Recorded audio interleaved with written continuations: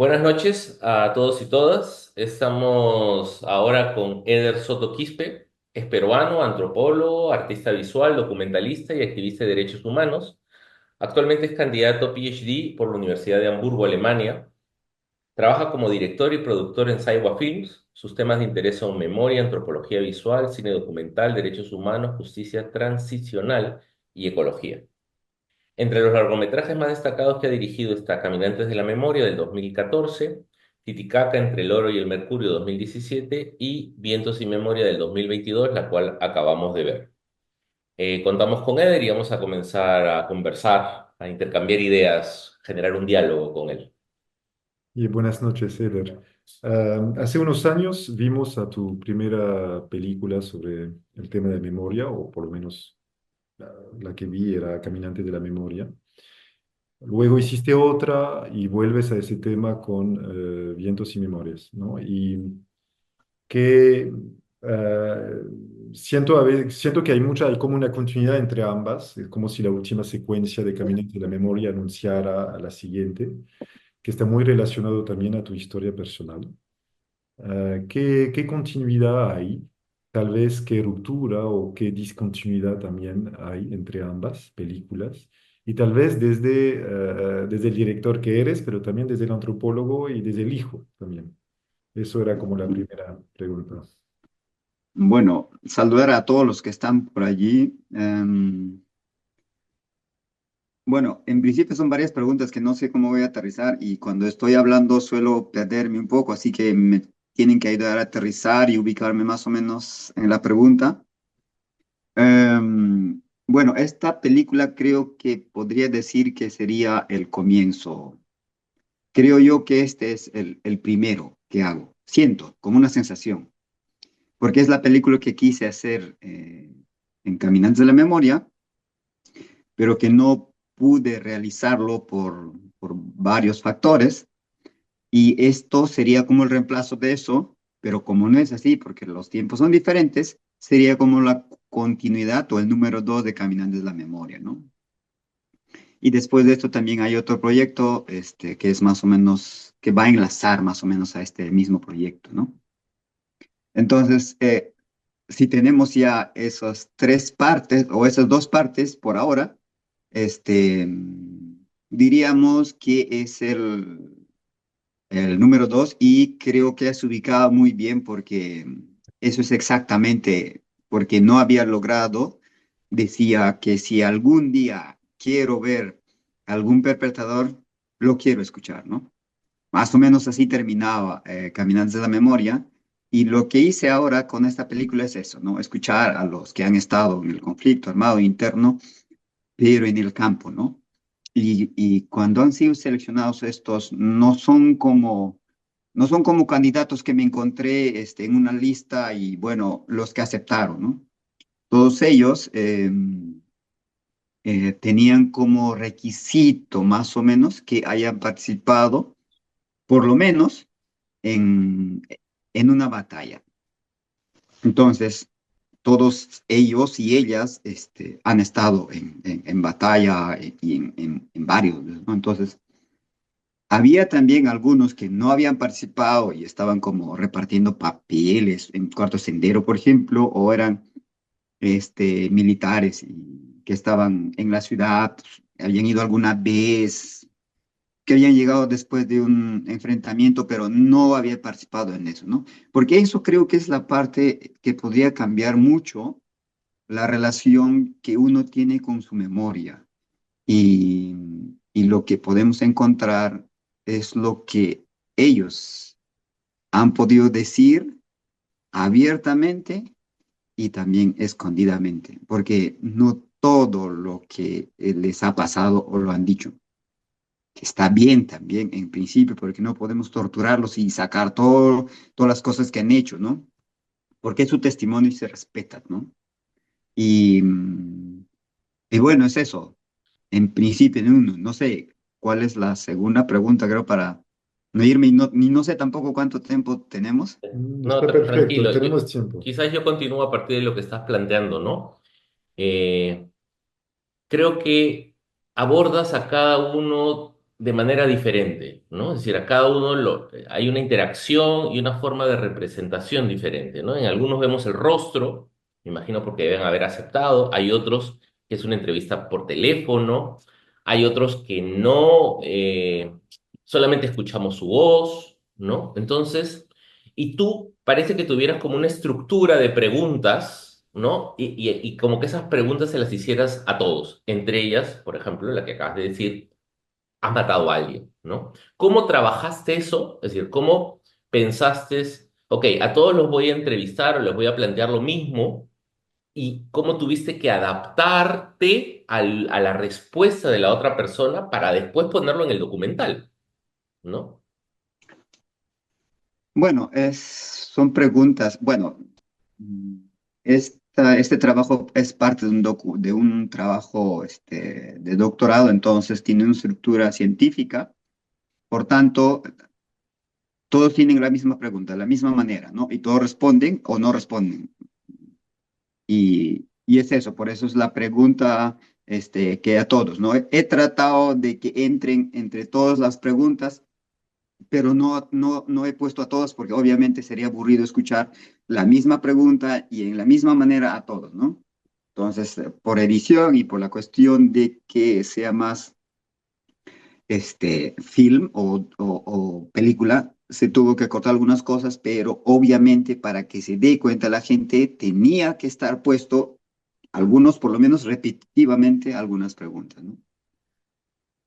Em, bueno, las preguntas responden cada uno de distinto modo y creo que eso es la particularidad que tienen cada una de las partes. Hay dos partes muy marcadas, ¿no? O sea, los subversivos y partes de las Fuerzas Armadas, ¿no? O su aliado, los comités de autodefensa, ¿no?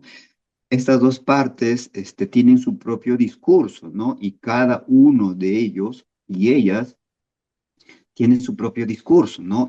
Por ejemplo, en el doctorado, lo que yo hago es identificar que, bueno, hay tipos de memoria, ¿no? Obviamente las Fuerzas Armadas es la memoria salvadora, que ellos son los que han salvado al país, que ellos han llevado a la democracia, ¿no?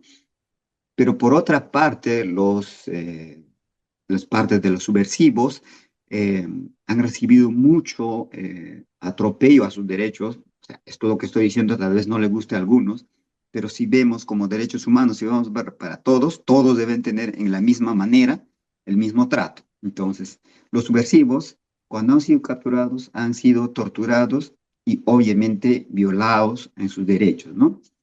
Entonces, en eso, ellos no se sienten víctimas, ¿no? Si pueden ver, los militares se sienten víctimas.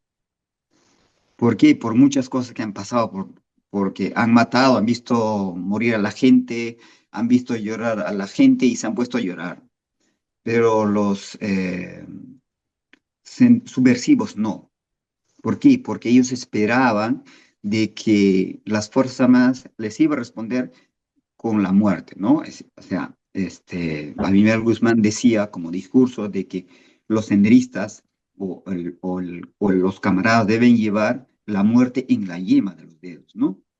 Entonces estaban preparados para morir. Eso les ha permitido a ellos en sí mismos para poder afrontar las situaciones lo más complejas que sea posible, ¿no? Entonces, cualquier acto que iban ellos se acercaban con un hecho de heroicidad.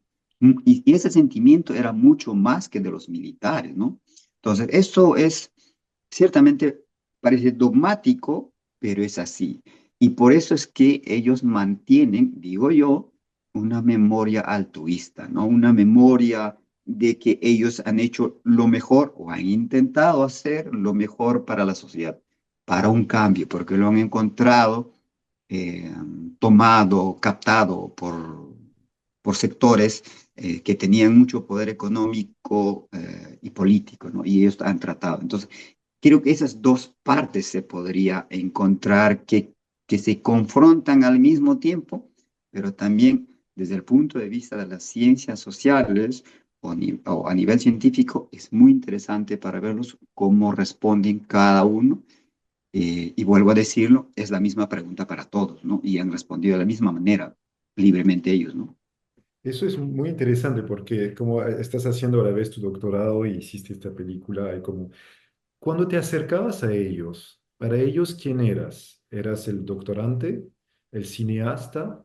Se siente también que eh, hay también tu presencia, tu historia personal. Entonces también a veces yo siento que detrás de las preguntas que haces o de la relación que tienes con ellos, hay tu historia personal.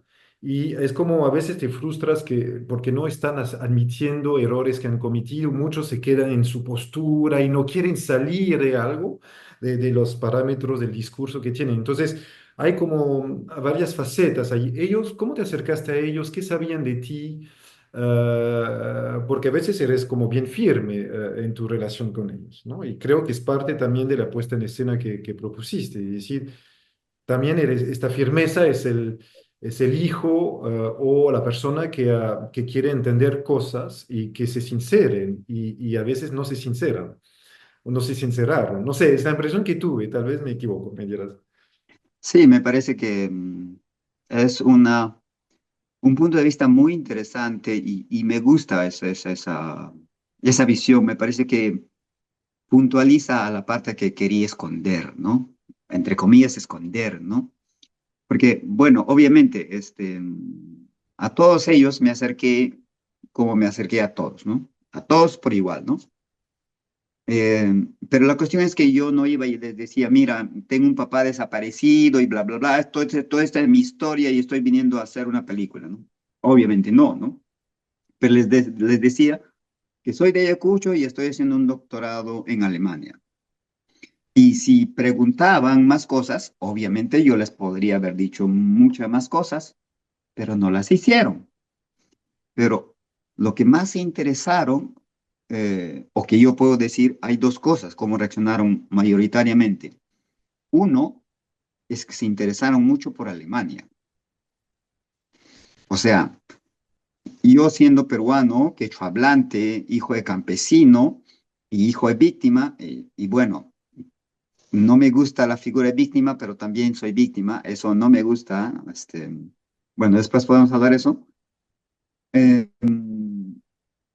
Ellos se interesaban más por la figura del estudiante que está en Alemania. Entonces, me internacionalizaban y no me hacían muy peruano, ¿no? Si lo vemos un punto es así, ¿no? Porque nos interesaba mucho, ¿no? Uno creo que preguntó, ¿y de dónde eres? De Ayacucho. ¿Has estudiado en Huamanga? Sí, en Huamanga. Ahí se quedaba, ahí terminaba, ¿no? Pero no exploraban más, ¿no? Pero es curioso de que a mí me permitían entrar mucho más que ellos entraran en mí, ¿no? Pues yo no hubiera tenido un problema si me hubieran contado cosas, ¿no? O sea, si me preguntaban más cosas, mejor dicho, hubiera contado todo, pero no se interesaba. Más me preguntaban sobre Alemania, cómo es Alemania, y etcétera, etcétera, ¿no? Y otro punto es, y tal vez sería lo más importante, es que tenían muchos deseos de hablar.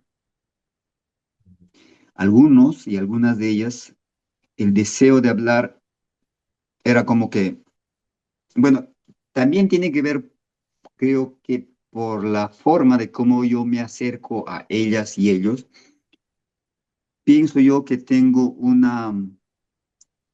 no sé si estrategia o personalidad que sienten confianza en mí las personas cuando me acerco, ¿no? No parezco sospechoso, ¿no? Pero sí, para uno de ellos parecí sospechoso, pero eso, bueno, hay muchas cosas que, digamos, en esta entrevista o en este converso no podemos hablar. Ya en la tesis va a salir eso y así que espero que salga un libro, no sé, pero por lo menos en la tesis hoy lo van a leer porque hay muchas cosas simbólicas que uno podría identificar y en las cuales es interesante ver, ¿no? Yo saliéndome de esta perspectiva de investigador, para otro que no sea yo, creo que fue interesante que yo, como hijo de una víctima, haya hablado con estas personas y como dices, intentaba ser muy incisivo, decirle habla, habla.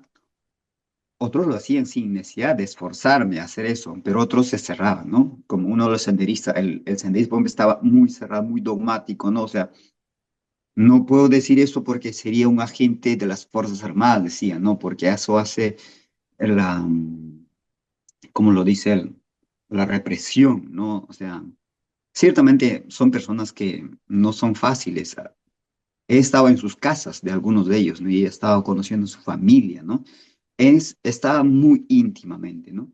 Y la pregunta sobre cómo he llegado a ellos es, bueno, no sé, trabajo antropológico, ¿no? Es contactar uno y de eso uno a otro y a otro y a otro y bueno, descartar, sacar un poco y conversar y con varios de ellos no solo hemos estado más de una reunión, ¿no?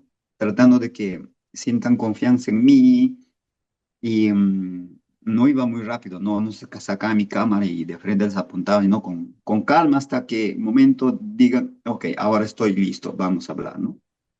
Pero también este trabajo tal vez hubiera sido mucho mejor si no fuera el coronavirus, ¿no? Por el coronavirus es que algunos lamentablemente están dando solamente por teléfono y bueno, tal vez para bien porque también lo están dando, ¿no? Porque era uno de el que habló por teléfono era uno que estaba muy fuertemente afectado, pero tal vez en presencia no hubiera aceptado, ¿no? Porque, bueno, hay que seguir con línea las cosas que dice y dice cosas muy fuertes, ¿no? Y claro, pero para quien, por ejemplo, él es de Ancash, ¿no? Pero para quien no entiende muy bien, se podría perder un poco de las cosas que dice, ¿no? Pero dice cosas muy fuertes de su institución mismo y, y de las cosas que hicieron también, ¿no? Mm, bueno, creo eso en esa parte, ¿no? Estamos hablando ahora de la primera parte, ¿no? Del documental.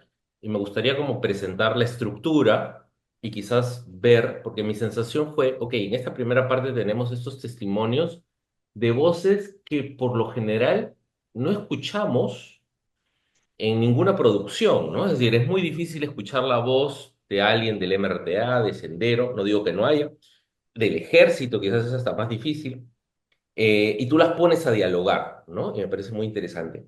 Pero es como yo siento que es como una introducción para después presentarte a ti y hablar de un nosotros o y que después nos va a llevar a una tercera parte, ¿no? Que es la de la Mm. puesta en escena que hablaremos después.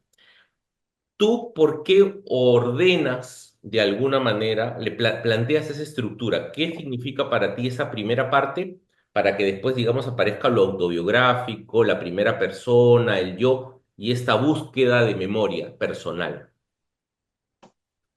Bueno, en esta parte creo que tengo que confesar algo. No me gusta mucho hablar de mí y obviamente en el documental tampoco iba a hablar de mí, pero si tú ves el documental dividido así tal como has dicho, si te quedas solamente sin mi participación, faltaría algo, ¿no?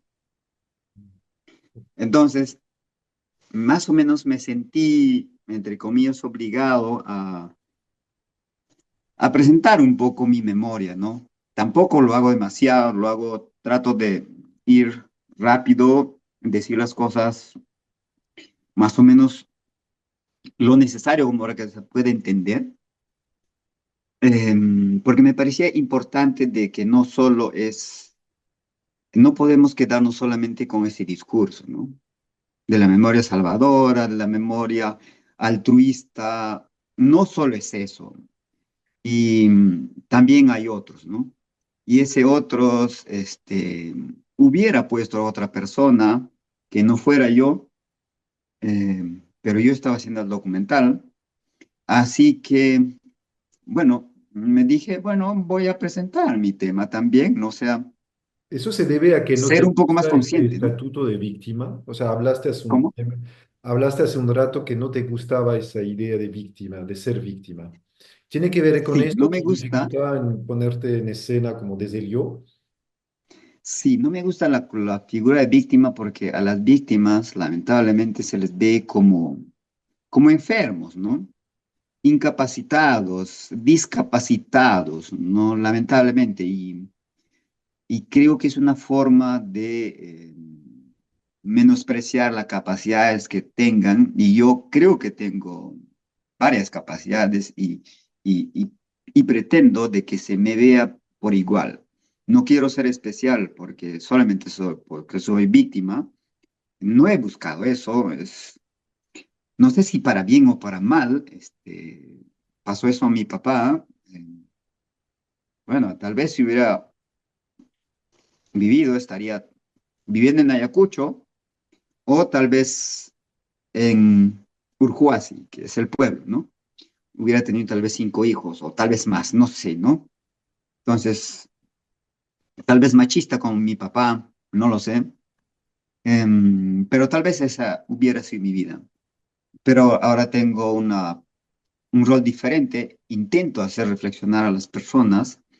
Y yo creo que quisiera quedarme con esa perspectiva y no solamente con la perspectiva de víctima, aquel que se transformó en víctima porque perdió a su padre. Creo que eso no está bien. Por eso me considero víctima a nivel político para poder trabajar y hacer reflexionar eh, que también las víctimas pueden hacer estas cosas que hemos hecho, como otros también, y que, pero lamentablemente, también a las víctimas lo que yo estoy haciendo no les gusta mucho, porque mi rol no es una visión clásica de que la víctima eh, demoniza al perpetrador, ¿no? Y yo no hago eso, ¿no? Como he dicho en mi película, quiero hablar, quiero escucharlos. Y tal vez después de haberlo escuchado, recién decir algo, ¿no? Porque eso es lo que pasó en el tiempo de la violencia. No se escuchó. Mi padre posiblemente haya dicho algo cuando lo torturaron, pero no lo escucharon en verdad. En verdad, parece mentira, no lo escucharon. Seguramente lo torturaron y habrá dicho ya, porque, bueno, como se ve en la película, mi papá traicionó a mi mamá y se fue con otra señora, por eso lo torturaron, porque él fue sindicado como terrorista. Y seguramente le habrá dicho, no, yo no soy terrorista, no he hecho nada. Obviamente no lo han creído los de la Marina, ¿no? Y lo torturaron hasta matarlo, ¿no? Lo que yo hice no fue eso, simplemente les puse la cámara y les escuché y me parece que lo que dicen es cierto y les creo, pero también creo que hay silencios en ellos, ¿no? Pero esos silencios yo no puedo decir más de lo que ellos pueden decir, no los voy a torturar. Lo que sí puedo hacer, y es lo que he hecho, es una confrontación simbólica en la cual que no es solamente cierto todo lo que dicen, sino también hay otras historias, como mi historia que se produjo por la reacción y acción de ellos. Es decir, Sendero, que mató a mis familiares, y también la Marina desapareció a mi padre, ¿no? Por esas cosas que dicen ellos que no ha pasado, en verdad sí pasó, y yo en la película sería el reflejo de ello, ¿no? Entonces es una posición, una lucha simbólica que he intentado hacer en la película, ¿no?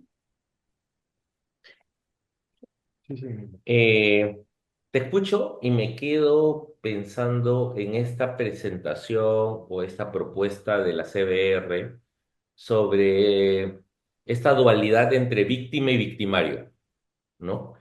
Eh, Me gustaría preguntarte cómo tú te ubicas ahí, es decir, ¿cuál es tu mirada? ¿Tú estás de acuerdo con esa perspectiva o esa propuesta de la CBR o no? Es decir, si hay matices o grises entre la víctima y el victimario. Es decir, una víctima puede ser victimario, victimario puede ser víctima, ¿no? No sé, tengo curiosidad. Bueno. Yo creo, como he dicho hace un rato, lo que yo estoy haciendo no le gusta a las víctimas porque creo que las víctimas están muy vinculados, a la CBR. Obviamente debe ser así porque la CBR los ha evidenciado, ¿no? Antes de la CBR no había víctimas, ¿no? Y el discurso que se manejaba era que los héroes eran las Fuerzas Armadas. Ese era el discurso, ¿no? Y la Comisión de la Verdad aperturó de que las víctimas sufrieron mucho mucho más que los victimarios. Obviamente, como has dicho, hay víctimas y victimarios al mismo tiempo. Eh, la Comisión de la Verdad también dijo que había zonas grises, que había partes que no eran perfectas, que no había pura víctima ni tampoco puro victimarios, ¿no? Pero creo que lo que pasó es que se ha escuchado más eh, como crítica lo que ha dicho, ¿no? Es decir, la denuncia, ¿no? La Comisión de la Verdad ha denunciado a los perpetradores, a las Fuerzas Armadas, a Sendero, a los comités de defensa, ¿no? Ellos en su defensa han salido con todo lo que pueden decir y han empezado a pelear con ese discurso, ¿no? Lo que yo creo que es igual que la Comisión de la Verdad, pero también como soy, digamos, de la segunda generación de las víctimas, es decir, mi mamá es la víctima, yo sería el hijo de mi padre, por tanto, segunda generación, que creo que es necesario también para poder entender la real magnitud que ha pasado la violencia, escuchar también no solo a las víctimas. Yo he estado, soy parte todavía de APACEP y en la cual he escuchado mucho, he estado andando con eso. He sido, por ejemplo, presidente de la CONAVIP, es de Coordinadora Nacional de Organizaciones de Víctimas. Es decir, esa organización nacional, teníamos que hacerlo porque era importante. Pero yo no quería quedarme en ese círculo de solamente sectarizarme y quedar solamente como víctima, ¿no? Sino también ir por la otra parte de buscar otra parte más. No sé si lo he hecho porque soy antropólogo o porque no acepto ningún discurso muy separatista ni de las víctimas, ni de las Fuerzas Armadas o los perpetradores, sino en el punto medio, como hijo en general, ¿no? En una parte, creo que nosotros somos los hijos de la guerra, ¿no? Como tales, em, ustedes saben que hay muchos libros, he leído muchos de ellos, pero aún así quería saber cómo fue la violencia desde la perspectiva de mi búsqueda y el discurso de lo que decían ellos. Entonces, esta búsqueda, esta película es un intento de hacer eso, ¿no? Y eso es lo que hago, lo que estoy haciendo. Si se ve de otro modo, es que las víctimas, perdón, los victimarios están siendo humanizados. ¿Por qué? Porque en la película no los satanizo, ¿no? No los veo como malos, absolutamente. Los veo como son y los dejo ahí, ¿no? Pero esa visión no les gusta mucho a las víctimas, ¿no? Por eso es que las víctimas han ido a ver mi película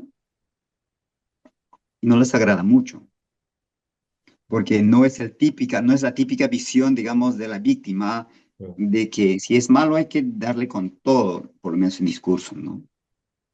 Es una buena manera de llegar a la parte final de tu película, con las puestas en escenas, es decir, estas entrevistas, ¿desde dónde viene ese deseo, esa idea, esa intención tuya de plasmar, de filmar estas entrevistas? ¿Cómo desde la frustración de la primera parte, desde otro lugar? Porque, bueno, lo hemos conversado mucho, tal vez Mauricio, tienes una pregunta sobre ese tema. ¿Qué, qué, mm, ¿Por qué? Bueno, tiene que ver con que, bueno, tiene que ver con Camboya. Estaba en Camboya y había allí, hay un trabajo mucho más avanzado que la peruana. Mira, en Camboya ha pasado un genocidio no sé cómo determinar esto, como autogenocidio, es decir, el Pol Pot o Khmer Rojos eh, o Khmer Rouge han asesinado como 2.700.000 personas, ¿no? O sea, a las personas más educadas, profesores, en sí, digamos, todas las personas educadas han sido asesinadas, ¿no? Pero ahí lo que he visto es que los victimarios estaban con las víctimas, podían más o menos interactuar y por lo menos cruzar sus discursos, sus memorias, mejor dicho, sus memorias podían cruzar. Eso fue en el año 2008, me parece, 2009 más o menos, 8 9. Y con esa idea me quedé de poder hacer algo similar en el Perú, de que las víctimas y victimarios podrían hablar, ¿no? Pero obviamente no tenían los recursos, no sabía ni cómo, y, y eso estaba en mi cabeza y dando vueltas, ¿no? Y más o menos con esa razón también hice Caminantes de la Memoria, pero aún así, con Caminantes de la Memoria no se logró lo que yo quería, no me sentía bien. Y después, estando aquí, encontré a mi asesor, Marco Shefawa, él fue a ver mi presentación de Titicaca entre el oro y el mercurio y hablamos un poco y me dijo, y yo le decía, bueno, me gustaría hacer algo, tal vez estudiar acá algo, porque bueno, mi sueño era estudiar fuera del Perú, lo que sea, ¿no? Quería estudiar antropología visual, estaba en la Católica, pero jamás hubiera podido estudiar ahí, ¿no? Muy caro para mí. Pero bueno, aquí está gratuito y bueno, tuve la beca del DAD y estaba muy bien y me dejó vivir muy bien casi por 4 años, un poco más. Y en ese tiempo es que reestructuré lo que había en la cabeza y el deseo de que principalmente escuchar a los victimarios. Entonces, eso es la intención que intenté hacer aquí. Y, y bueno, es lo que tenemos, lo que acabarán de ver ahora, ¿no?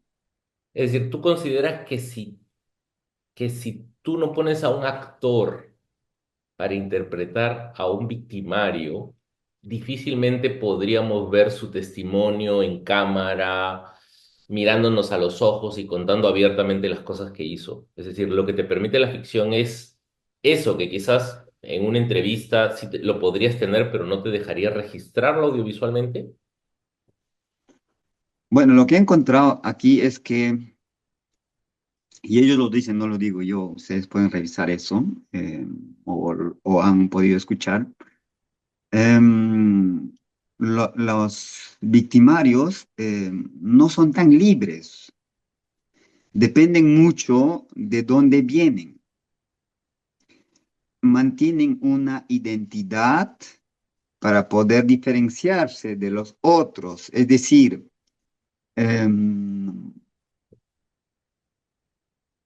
hay una especie de competencia, quién es el más malo y el más bueno, ¿no? Entonces tienen que limpiar su parte, ¿no?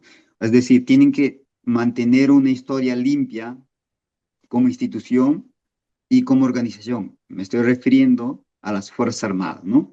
Tienen que mantener y proteger que no salga a escena discursos o testimonios que puedan dañar la imagen de ellos, porque pertenecen ahí, han hecho juramento a la bandera, han hecho juramento de defender a la patria, pero también a su institución, ¿no? Entonces, permanentemente están pensando en eso, ¿no?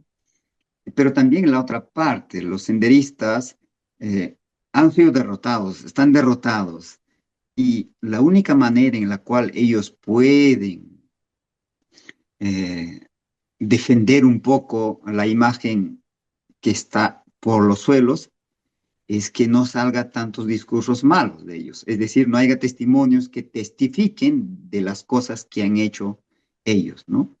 Y películas como esta o libros que los incriminan no les gustan, ¿no? Y, por eso es que hay una defensa, digamos, de ellos. No quieren que salga cualquier situación que pueda deslegitimar su testimonio, perdón, su discurso de ellos. Protegen mucho su discurso, ¿no? Ambas partes, ¿no? Y, pero lo que no pueden decir, puede decir la ficción.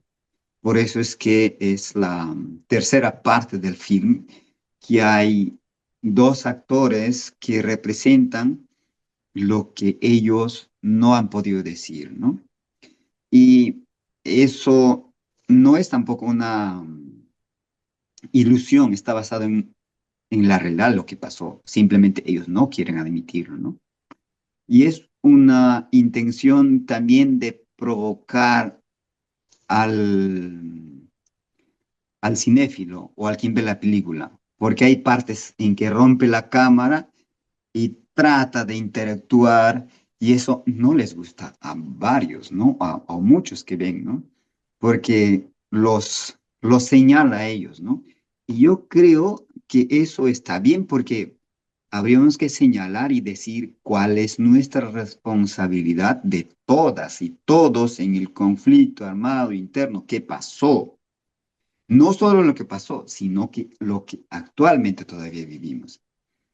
Los hechos de la violencia, las víctimas no han terminado, pero es cierto que en ese tiempo muchas personas por miedo no pudieron actuar, pero ahora pueden actuar, pero no se hace mucho y, y la película intenta provocar eso de que cualquier individuo que no ha hecho nada en el pasado o que no pudo hacer, pero puede hacer algo ahora y no lo está haciendo tampoco. Entonces eso es un intento tal vez muy atrevido, um, pero también creo que es necesario. Se discute muy poco de la manera como se está discutiendo de la película. Mucho es gritar y no hablar. Y lo que estoy haciendo, intentar es hablar, ¿no? Y no gritar. ¿Cómo escribiste, o sea, estas entrevistas, estas ficciones? ¿O cómo trabajaste con los actores? O sea, ellos tenían un guión. ¿Cómo fue Sí, bueno, el guión lo hice leyendo la Comisión de la Verdad también. Es que hay algunas cosas en las entrevistas también que no todos podían ser editados, obviamente, porque no encajaba, no se podía, y hay testimonios que no entran, porque obviamente sería como, está siguiendo un hilo, pero luego hay algo abrupto que dicen, eso no entra, ¿no? Entonces, sacando eso un poco, entonces es como coser un poco, sacando de varias cosas se preparó el guión y ellos y ellas lo leyeron y actuaron según eso, ¿no? Me Entonces gustaría está que- basado en hechos reales, ¿no? Quizás para ir cerrando, tu película anterior, Caminantes de la Memoria, el título lo mismo, lo marca, ¿no? Ya nos habla del camino. Esta película comienza contigo caminando por los Andes, pero finaliza contigo caminando por Berlín, Y lo dice, Ujú. ¿no? Otra vez caminando. otra vez caminando. Y entonces es, ¿qué es para ti el camino? Por un lado, ¿no? Quizás más filosófica esa pregunta, pero también nos podría ser un guiño como diciendo, ahora voy a caminar por Berlín, me quedaré caminando por acá, ¿no? Buscaré suerte por acá, construiré nuevas memorias en Europa, ¿no? ¿Cómo ves tú el camino?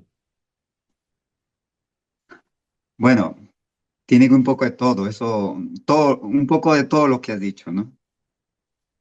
Em, por una parte también es que, em, como digo en la película, pareciéramos que estamos em, solo un pequeño grupo peleando por esto, ¿no?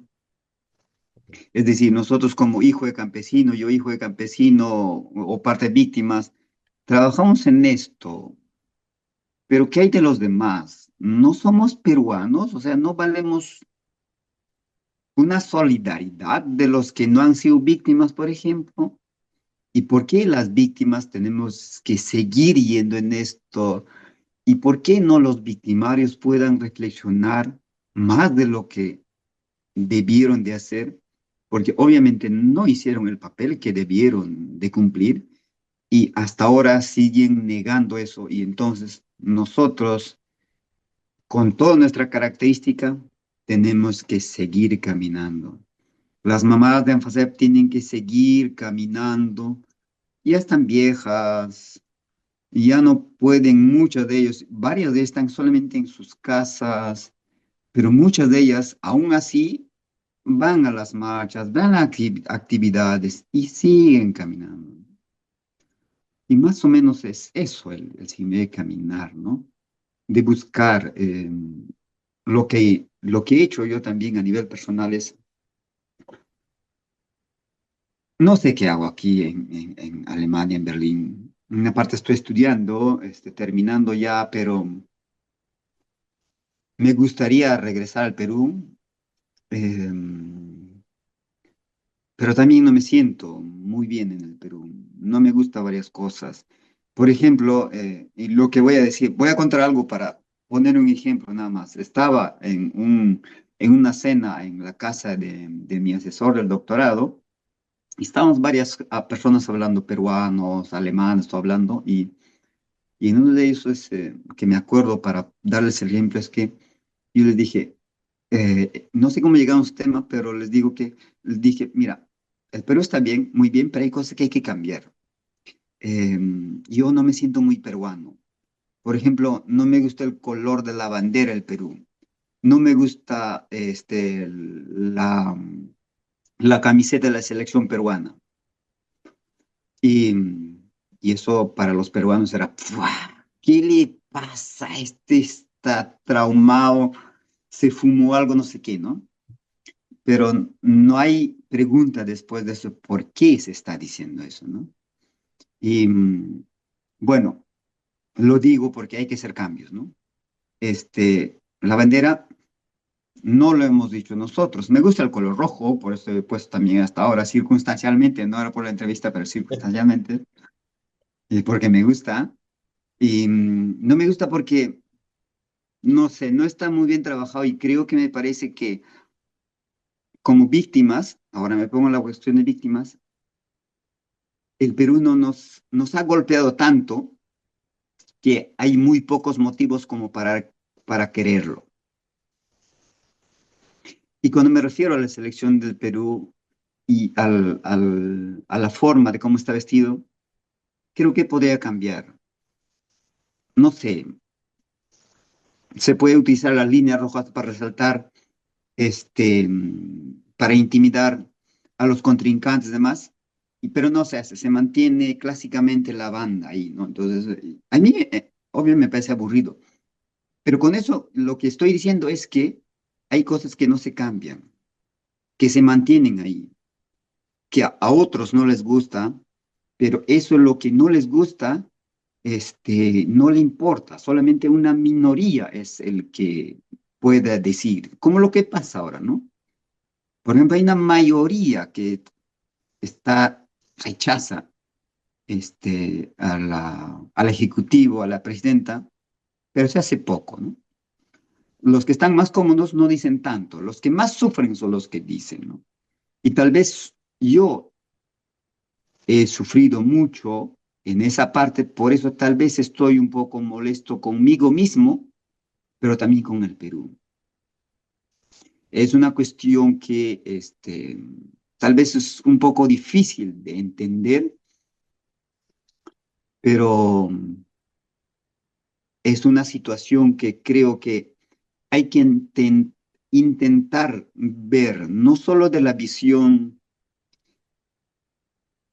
clásica, ¿no? Sino salir un poco, el entender del por qué pasaron las cosas y cómo están los demás también, ¿no? Porque hay una cuestión, mira, otro ejemplo que doy es que cuando estaba presentando mi segunda película, aquí en Alemania, era creo que en Colonia, hablaba de la situación, cómo está parado. Mi segunda película sobre la contaminación, ¿no? Y dije, bueno, hay contaminación en el Perú. Y la pregunta es, pero ¿por qué hay contaminación? ¿Por qué los peruanos se ensucian? Y no les importa eso, lo que pasa. Era obvia la pregunta de los alemanes, ¿no? ¿No les importa lo que pasa? Y decía, bueno, sí, no les importa a muchos peruanos. ¿Por qué? Porque hay un grupo que no son, no creen, no parecen ser peruanos y discriminan. Hay mucho racismo y discriminación en el Perú, dije ahí. Y después que terminé de hablar, una señora se paró, una señora rubia, este, alemana, parecía, pero no era, era peruana, y dijo, ¿por qué dices esas cosas? En el Perú no hay racismo. Entonces, son cosas así que muchos peruanos viven en otra realidad. Entonces, si ves esa visión, tal vez sea entendible lo que digo que hay que cambiar algunas cosas para poderse sentir bien. Y que yo estoy en eso, estoy tratando de reflexionar a nivel personal e intento también hacer reflexionar a nivel colectivo que tal vez hay que cambiar algunas cosas y no está bien como estamos y que el camino que estoy siguiendo intento mostrar a los demás sin quererlo, esperando de que también puedan hacer algo por su país, por el Perú, en sí, como humanidad en sí, no solamente como peruanos, sino como humanidad. Tenemos muchas guerras ahora, pero no creo que sean las últimas. Creo que van a venir más y creo que estamos reflexionando muy poco de las cosas que hemos hecho y de las cosas que debemos mejorar, no lo hacemos, ¿no? Y son comportadas que tenemos nosotros y creo que tal vez sería bueno sacarse un poco la ropa, voltearlo, poner otro color y mostrar y pensar en otras situaciones, cómo vivir mejor para nosotros, para nuestros hijos y para el futuro, ¿no? Eso es. Bueno, gracias, gracias por tu disponibilidad. Ya casi es una hora y nos vamos a despedirnos, ¿no? Ujú, Y te agradezco y bueno, la próxima vez ojalá se pueda tener una conversación con el público, para esta vez no se puede. ujú. Y bueno, ya veremos. Hasta luego. Cuídense y Un muchas gracias gusto. por todo. Chao.